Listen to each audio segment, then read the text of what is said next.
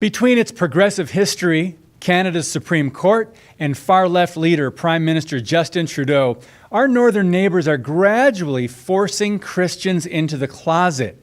But before you say, that could never happen in America, or, as long as it doesn't affect me, let's look at 3 disturbing news stories.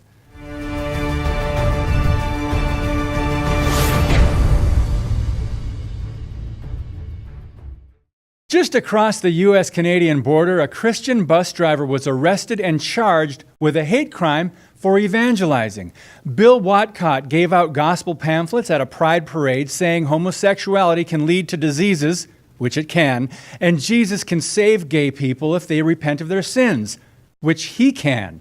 Toronto police said in a statement that Watcott, quote, distributed anti-gay material which promoted hatred toward the gay community, unquote.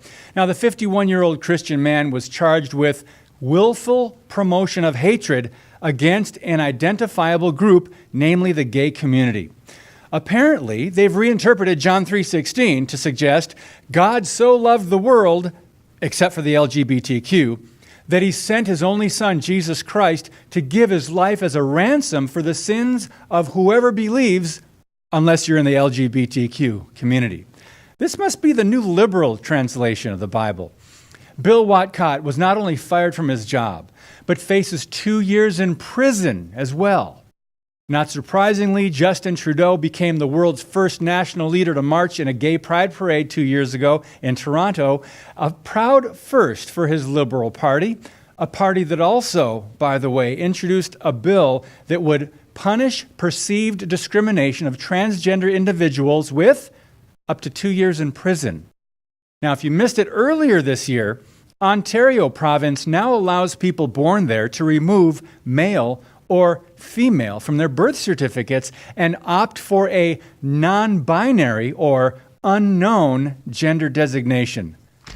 Next, according to Canadian elites and the LGBTQ mob, diversity now means all views and beliefs are welcome, except the Christian worldview. Canada's Supreme Court recently ruled 7-2 against a Christian college, Trinity Western University. It's their law school, essentially forcing them to choose between biblical standards or accreditation, and basically suggesting that Christianity and academia are incompatible. Since 1962, Trinity Western in British Columbia has required its students and faculty to agree to live by a moral code. The audacity, right? Thousands of Christian schools across North America have similar requirements. TWU refers to theirs as a community covenant. Trinity simply requires students and faculty to pursue a holy life characterized by humility, self-sacrifice, mercy and justice, and mutual submission for the good of others. It requires members to abstain from using vulgar language, lying or cheating, stealing, pornography, and it further adds, quote, according to the Bible, sexual intimacy is reserved for marriage between one man and one woman. And within that marriage bond, it is God's intention that it be enjoyed as a means for marital intimacy and procreation.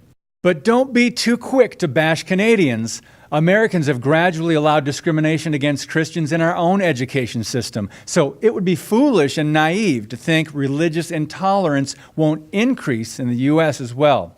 And finally, a judge in Canada has officially declared 2 men and a woman parents of 1 child on the child's birth certificate.